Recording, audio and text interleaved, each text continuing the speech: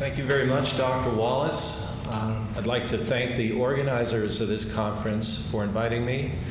I'd like to acknowledge the help and support of the steering committee and the foundation that's provided this marvelous opportunity. And most importantly, I'd like to thank each and every one of the faculty who've really made this conference an amazing educational event. The subject this hour is pain and the musculoskeletal system, the importance of gender. And what I'd like to do is I'd actually like to dedicate this talk in small measure to Albert Einstein, who once said that raising new questions, new possibilities to regard old problems from a new angle requires creative imagination and marks true advance in science. Now, specifically, our objectives this hour are several. Number one, I'd like to provide you all with a definition of pain. I'd like to give you an overview of some of the gender differences in pain, and in plain terms, explain why women simply are not small men. And I'd like to try to relate some of the marvelous research conferred by our faculty. Why is it that women feel pain more than men? And I think this is an important and all-expansive topic. The NIH has dedicated a significant amount of time to it, to understanding it, and also understanding whether or not women truly have their own pain thermostats. Within that context, I'd like to then provide you with a list of common painful conditions seen in women.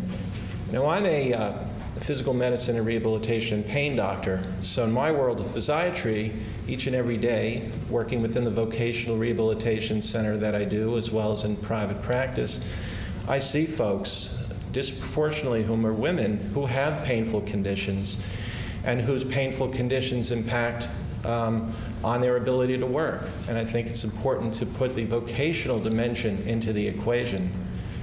I then want to talk very briefly about the relationship between foot biomechanics and low back pain and pain in general, because this has been the subject of my research. And then I'd like to review the all-important role of complementary and integrative pain management strategies for bringing cure to the pain. And in concluding, it'd be important to consider the future of gender-based pain management, a topic that's so well addressed throughout this three-day conference. Now, what is pain? In a purely academic, in a purely textbook sense, we could look to the International Association for the Study of Pain, an international body of experts who've defined pain to be an unpleasant sensory and emotional experience associated with actual or potential tissue damage. Now, this is important because pain can be an actual thing or it could be a potential tissue damage.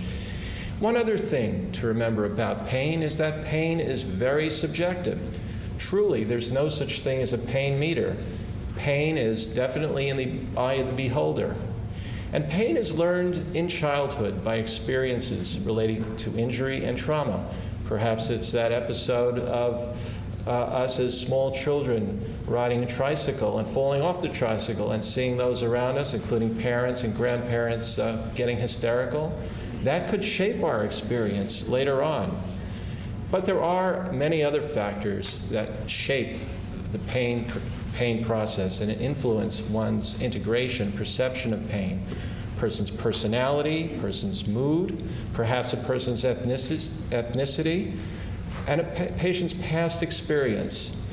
And we've heard some marvelous lectures on the role of psychological and behavioral changes and as correlates to pain. And I think this is an important adjunct as well. Now, what is it? Why is it that men and women are vastly different? Why is it that men and women truly experience pain differently? I'd like to just refer to a marvelous conference that took place some years ago at the National Institute of Health in my neighborhood in Washington, D.C., which focused on some of the gender differences. And specifically, I'd like to delve into some of the very basic common sense reasons why women aren't small men. Now, we know a couple of things. based on research. We know that pain treatment that often works for one gender may not work for another. And we know from the research of Drs. Gear and Miyakowski that, in fact, there is an entirely different way of responding to various types of opioids. Earlier on in this course, we heard about the role of the kappa and the mu opioids in pain. Well, there is evidence to suggest that women and men respond differently to those types of opioids. One other thing that we know is that women do feel pain more than men in many instances. Some research studies have actually shown that women may have lower thresholds, they have lower tolerance, and the work of Roger Fillingham has really provided us with an excellent knowledge of that. Women also display different thresholds and different tolerances. Yet, despite that, women are truly, truly the better copers than men, and this has been demonstrated in many, many studies. We also know that women are better communicators. They often discuss pain more than men and are very frequently more proactive in their approach towards seeking treatment. And this is something that our faculty have referred to throughout this conference. There are also vast sex differences in the endocrinology, the brain structure and function in pain. And Karen Berkeley spoke about some of these things earlier with reference to pelvic pain. And in general, society's attitude towards men and women can influence and affect a physician's treatment of pain. Now, why is it that women feel pain more? There's a number of obvious reasons. For one, women have different body architecture. They're quite simply built differently. They have broader hips, their pelvis is wider, their fat distribution is different, they've got varied leg alignment, the relationship between the femur, the tibia, and the fibula is different. And also, they demonstrate increased knee valgus, greater amount of joint laxity, and there's increased stress on the knees, foot, and ankle. And so biomechanics plays an important role in terms of the differential rates of injury in women and men. Foot biomechanics and foot structure is different, and there is a greater risk of sprains, strains, and dislocations, referring to some of the data in the National Center for Disease and Health Statistics. Women also have different hormones. Again, hormones play an important role in nociceptive signaling processes, not only in the peripheral nervous system, but in the central nervous system as well. Progesterone can influence norepinephrine, serotonin, and dopamine levels. Substances like substance P, glutamate, and GABA are affected by progesterone, and we've been treated to some marvelous lectures on this topic earlier on. And we also know that endorphins can be affected by sex hormones. Now, why is it that women feel more than pain? And specifically, when we're looking at hormonal changes that typically occur during a woman's monthly cycle. We know that the fluctuation in hormones during the menstrual cycle can dramatically alter the pain experience. And in my world of musculoskeletal medicine, painful conditions, we frequently see women reporting that their chronic painful conditions, their tennis elbow, their carpal tunnel syndrome, is exacerbated, is made worse during various aspects of their cycle, and it's almost a predictable occurrence. And truly, a woman's hormonal cycle can bring about a greater degree of joint laxity. It could bring about a greater laxity in the ligaments and the soft tissue structures. And there is a demonstrable difference in both pain tolerance and threshold during various parts of the cycle. And in fact, analgesic medication efficacy may be cycle dependent. One of the speakers in the conference spoke about the importance of sexual dimorphism and analgesia, and I fervently believe that this is an important relationship. Now, we know that women have different pain thermostats, and this is based on many reasons. One reason may be genetics, another may have to do with psychological and emotional factors, but also women are the better copers and often deal with stress very differently than men do.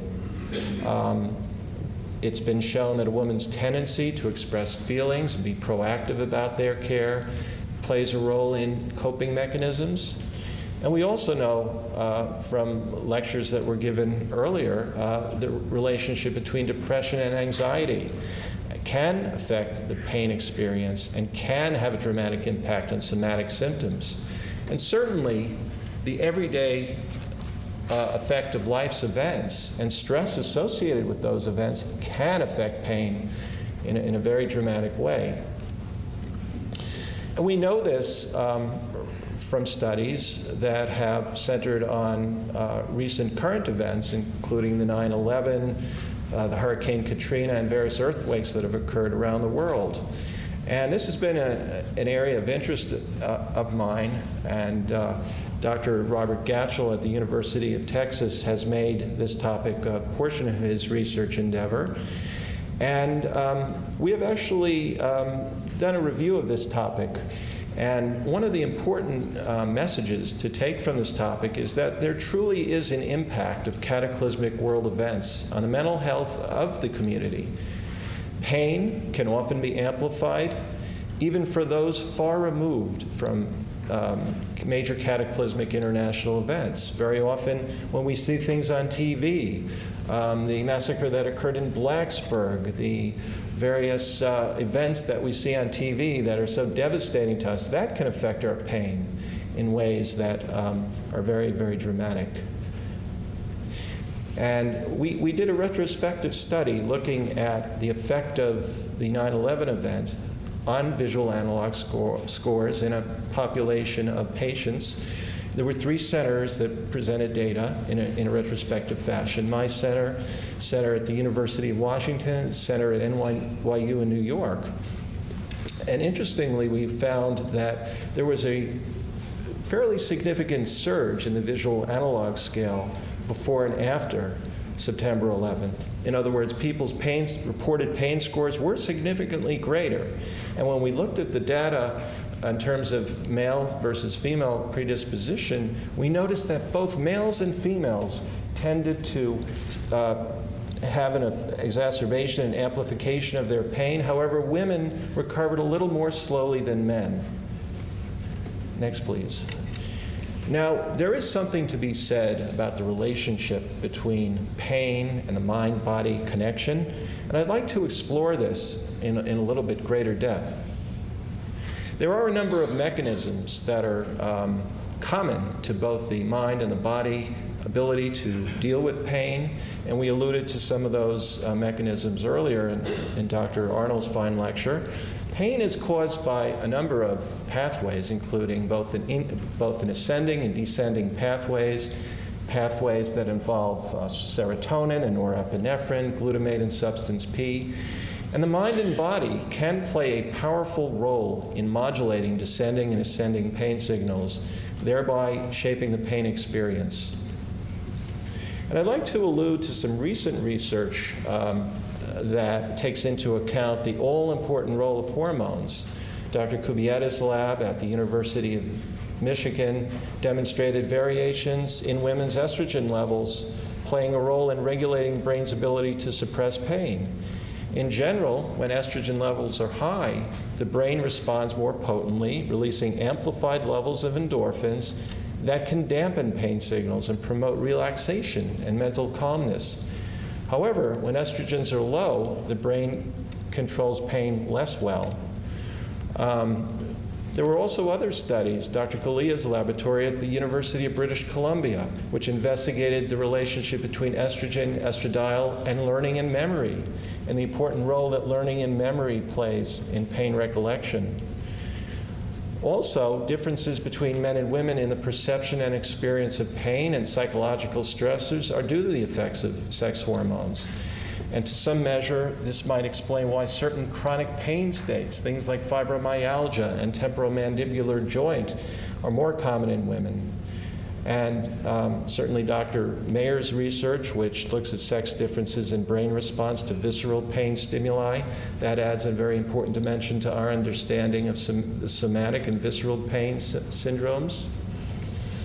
Now let's take a step back for a moment and just look at disease prevalence and musculoskeletal ailments. Again, this is what I specialize in, and this is what I see every day in my own practice.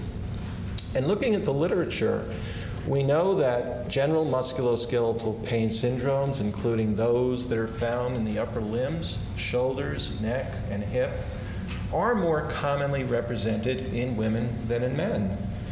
And arthritic disorders, again, are more common in women than in men, specifically rheumatoid arthritis, 2 to 3 times more common.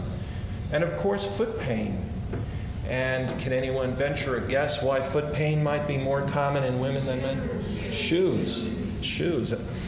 And there's been some fine research of late. My colleague Casey Kerrigan at Harvard has actually looked at the effect of high-heeled shoes of different types of configurations and dimensions, and she has found that there is a difference between style of high heels, and that perhaps the stiletto is not quite as bad as once was thought, depending on the girth of the heel. And I think that those are very important studies. But the fact of the matter is that in many studies, including one conducted by the American Podiatric Medical Association in 1992, 46% of women said that they wear shoes that look good but don't fit well. Now, there are other conditions that are more commonly represented in women than men, including temporomandibular joint disease, about 7 times more often seen in women, and trigeminal neuralgia. Now, what about headaches? We had an entire lecture on this yesterday. We do know that migraine headaches are more commonly represented in women than in men. Not only are they more commonly seen, but they're often more disabling. And in my world of vocational rehabilitation, where we see the effects of chronic painful musculoskeletal conditions on workplace matters, we often see folks that have had migraine headache attacks that are disabled. And I think that women are frequently affected and more disabled than are men. Chronic tension headaches, again, more common in women than in men. Very often, women report more skull muscle tenderness. Gordon's research has actually looked at specific symptoms that are associated with headaches and has provided us with a clearer understanding of the difference in qualitative descriptors utilized for women's migraine headaches. Now, one notable exception to this, to be fair about it, is cluster headaches. Men are affected by cluster headaches more than women. And why that is, I think, is a good question to ask, and hopefully future research will help us uncover that answer. Now, I'd like to just talk about several painful conditions that are purely unique to womanhood. Conditions like endometriosis, menopause, labor, childbirth, breastfeeding, mastitis, fibrocystic disease, dysmenorrhea, premenstrual syndrome. And I've often questioned whether these challenging diseases or conditions or states, if you will, actually provide women at an early age with the battlefront experience they need to be better copers, because women have been shown to be better copers and more proactive in the healthcare environment. And I think that these conditions are, since they're so unique to women, may in fact arm women with a better resiliency and coping ability. A very important question to ask. Now, what about pain during pregnancy? We know that during pregnancy there's a whole host of hormonal changes and physical changes that can impact very dramatically on the pain experience. Not only during pregnancy, but even during the postpartum period and during breastfeeding, women are more susceptible to many painful ailments. We see a lot of exacerbations of neuropathies, people with carpal tunnel syndrome, tarsal tunnel syndrome. These appear to be more common and also greater acuity during the breastfeeding period, postpartum period, and pregnancy. Foot pain, the whole change in biodynamics of walking and gait, the shift in the center of gravity, the hormonal changes that abound can affect musculoskeletal laxity and can affect pain. And what about sports pain? And Dr. Look gave a fine lecture yesterday focusing on some of the cardinal pain syndromes that are seen in both men and women. But the fact is that women do sustain knee injuries 2 to 3 times more commonly than men, according to the National Center for Health and Disease Statistics. ACL tears are frequently involved. Sports that affect pivoting, including soccer, volleyball, basketball, higher injury rate in women than in men, and certainly stress fractures. Arthritis. We know that the arthritides are very commonly associated with pain, and very often rheumatoid arthritis and fibromyalgia, pain from osteoporosis, and other arthritic ailments are more commonly represented in women than in men. And I always like to talk about the relevance of painful foot diagnoses and the culprits that often account for pain below the ankle, because in my world, our physical examination often begins from the foot to the head. When a person has painful musculoskeletal ailments, it's so very important to look at the way a person walks, to look at any deviations that exist in the foot, and to try to see if there's an impact on the way they walk on the musculoskeletal system above. And the fact is that foot ailments abound. Conditions like Morton's neuroma, abnormal metatarsal arch, metatarsalgia, hallux rigidus, ankle sprain, tarsal tunnel syndrome, plantar fasciitis, the list goes on and on. But the fact is that each of these ailments, in their own small way, can have a dramatic effect on the pathogenesis of pain at a more rostral level. Next slide. And I believe that there is a very strong relationship between the foot and the ankle, and that foot pathology will often lead to altered biomechanics, and that altered biomechanics can result in low back pain, neck pain, knee pain. So recognizing the importance of the gait examination, being able to evaluate the way a person walks, to better characterize it, and to try to affect corrective measures such as shoe orthotics or better footwear or physical therapy, can play a role in averting ultimate pain conditions later on. Now we know that women not only feel pain differently and have different pain thresholds and different sensitivities, but women also walk differently than men. And what impact, if any, does this have on the etiology and pathophysiology of painful conditions? Well, there have been some marvelous studies looking at gait characteristics, and we know that gait characteristics differ among men and women and can result in unique musculoskeletal pain syndromes. The gaits of males and females can vary both geographically as well as culturally, and mechanism of gait can allow local adaptation. The work of Stoner in Nature Neuroscience in 2006 showed us this. Dr. Cho in the Clinics of Biomechanics did a marvelous study looking at gender differences in three-dimensional gait analysis among Korean adults, and found that women do demonstrate a shorter stride length, narrower step width. They were able to walk as fast as males. However, they walk differently. Their pelvis tilted more anteriorly and more up and down oblique motion, and their hip joints were more flexed. They were more adducted and internally rotated, and the knee assumed a greater valgus angle. And this might explain why there's a differential rate of injury and musculoskeletal challenge to joint structures and musculoskeletal structures throughout the body. In my practice in Baltimore, Maryland, we actually tried to do gait analysis as part of our physical examination. I'm happy to say that assistive technology has now allowed us to do formal gait analyses with new devices that are out, that are commercially available, that assist us in putting a shoe insert into the shoe that creates a signal which is then sent by Bluetooth to a computerized program that actually plots out the gait cycle and characterizes the stance phase versus the swing phase. Typically, we spend approximately 60% of our stance phase 60% of our gait cycle is in the stance phase and 40% is in the swing phase. So by analyzing those patterns, we can actually tell, what if there's a biodynamic, biokinetic difference in gait.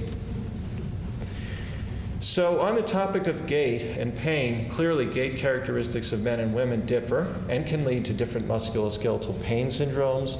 Pathological gait and faulty ankle mechanics can lead to low back pain and other musculoskeletal pain syndromes.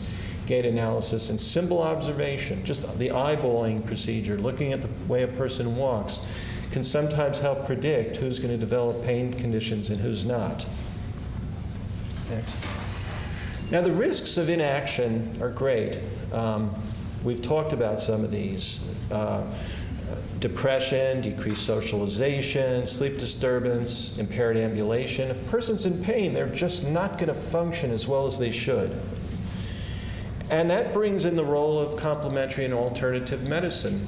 And I have a lot of reverence for pain management and the important role of interventional techniques and helping people through injections, pills, and procedures. That's certainly important. But I think there's also much to be said about the valuable role of complementary and alternative medicine. And I wanted to spend the next couple of minutes talking about that. A part of good complementary medicine is recognizing the value of the mind-body relationship. And complementary medicine and alternative medicine, by definition, is a group of diverse medical and healthcare practices, products that are traditionally not part of what we know as conventional medicine techniques. And the NCCAM has provided us with a fairly robust definition of CAM. And while some science exists, and we've certainly been blessed to hear a lot of the science that underlies evidence-based complementary medicine at this conference, there still are a lot of unanswered questions that remain to be answered. Complementary and alternative complementary medicine is different. The term complementary medicine is different than alternative medicine, since it's used complementary, not alternatively. And I like to drive this point home to our medical students and our residents, because to refer to something as alternative medicine can sometimes have a misleading message, because when you use an alternative medicine, it means you're substituting A for B. But complementary medicine is something that you use as an adjunct or a complement. And so by adhering to and by being true to the roots and tradition of our medical training, by using traditional treatments and complementing it with CAM, we can really help the patient. And integrative medicine is another term that combines mainstream medical practice with scientifically proven CAM treatments, and often there is validation of safety and efficacy. And according to the NCCAM definition, CAM consists of various phases, including energy techniques, manipulative techniques, biological, mind-body, and alternative. And so within each of these major areas, there are subdivisions. Alternative medicine might include treatments like homeopathic or TCM or Ayurvedic. Biological treatments may include supplements. We were really graced yesterday with a marvelous lecture by Dr. Banekar focusing on some of the herbal and biologicals that are used in dietary supplementation. And we are now beginning to uncover evidence about the value of some of these substances and the evidence-based support that exists to allow us to use it in our very own practices. Then, of course, there's manipulative strategies, things like chiropractic, manipulation, OMT, all of which play an important role. There are, of course, the energy modalities, Qigong, Reiki, and magnets. Now, just a quick word about mind-body medicine. Again, we know that mind-body medicine is a branch of medicine that enhances the mind's ability to affect bodily function and symptoms. Both Dr. Chesney and Dr. Sternberg alluded to this on the earlier lecture. And also there are a number of MBM techniques, things like hypnosis, meditation, perhaps even prayer and mental healing. There are creative techniques, things like art, music, dance. These can be harnessed as effective mind-body techniques. And many mind-body modalities that were once considered alternative are truly now mainstream. We now use hypnosis, cognitive therapy, and meditation. I had the pleasure of attending a course focused on hypnosis, sponsored by the New England Society for Clinical Hypnosis. It's a Harvard affiliate, and it was just a marvelous opportunity to see the power of hypnosis and how we might be able to integrate hypnotic technique and trance technique in our everyday practice to help relax patients, to help decrease their pain, reduce their spasm, help them cope better. And again, this could be a very, very powerful adjunctive complementary integrative modality. For centuries, complementary techniques have been used, and I'm happy to say that in the year 2007, we're now integrating many of these modalities into our treatment paradigm. Things like acupuncture, humor, meditation, even prayer and mental healing, dance and art are just fabulous integrative modalities that serve a powerful adjunctive role. I want to just focus a little bit on each of these in closing. Talk about acupuncture, because in my neck of the woods in Baltimore, we do have, I do practice acupuncture. We have a number of medical acupuncturists and traditional acupuncturists in our community. And acupuncture owes its origins to an ancient Chinese art and secret. By utilizing needles in various points and meridians, we may be able to elicit a qi response, a movement of energy. In pure neurophysiological terms, Bruce Pomerantz and other leading researchers, including some in my very backyard, like Brian Berman, have demonstrated the powerful benefits of acupuncture neurophysiologically, and they may promote release of endorphins. Very often, the end result is reduction in pain, a diminution in anxiety, and a decrease in spasm.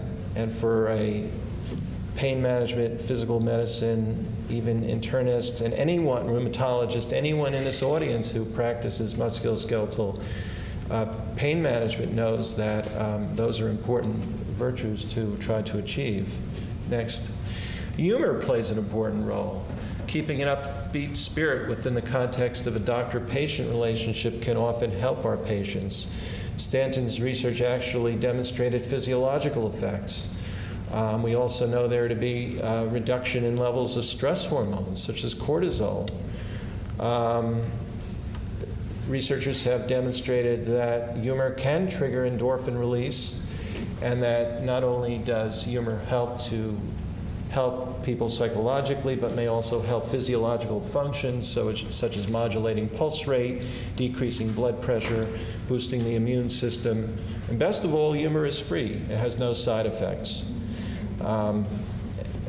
And I think we could all look to Norman Cousins, the Norman Cousins example, as a very inspiring tale of someone who utilized humor to battle a very fatal and devastating illness.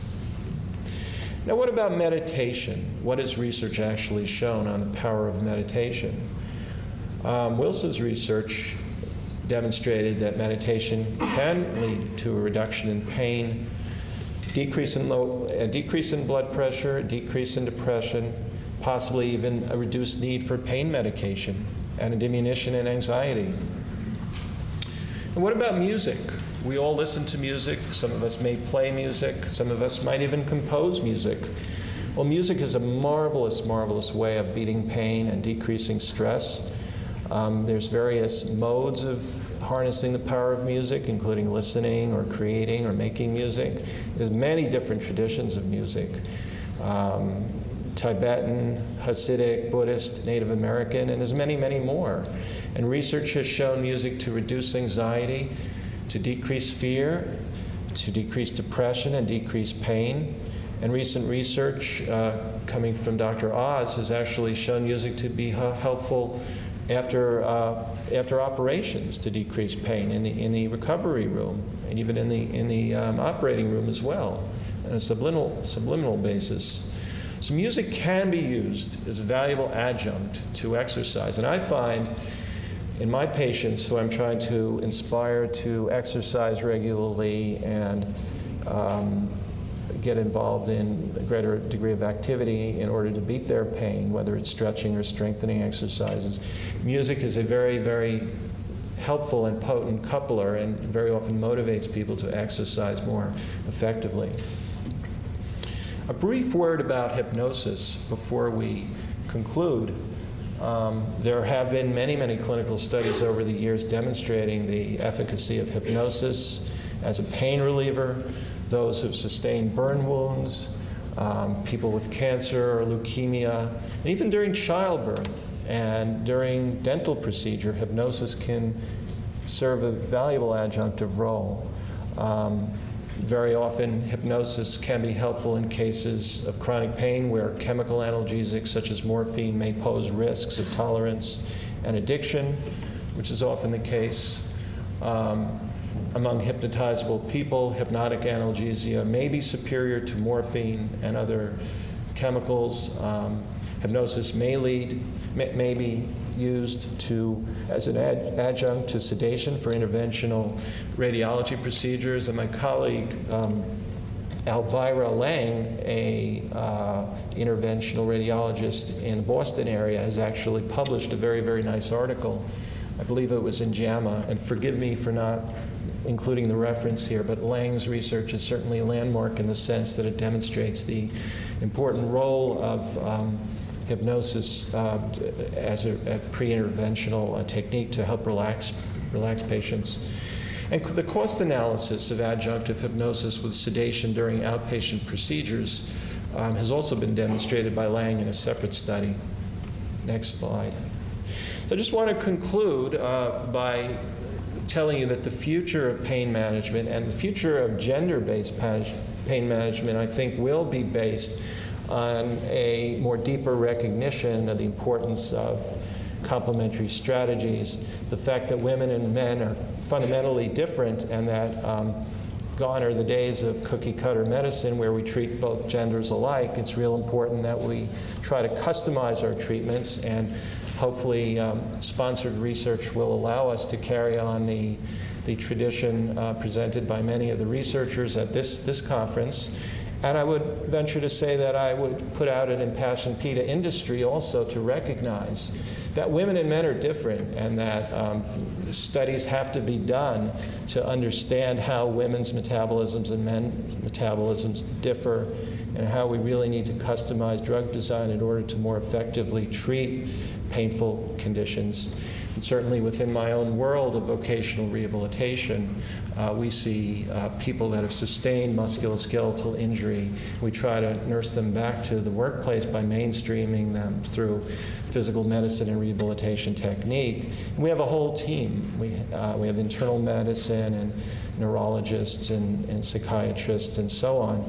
And our real goal is to try to further the art and science of complementary medicine, and to recognize there is a difference between men and women. Next slide. Thank you all very much.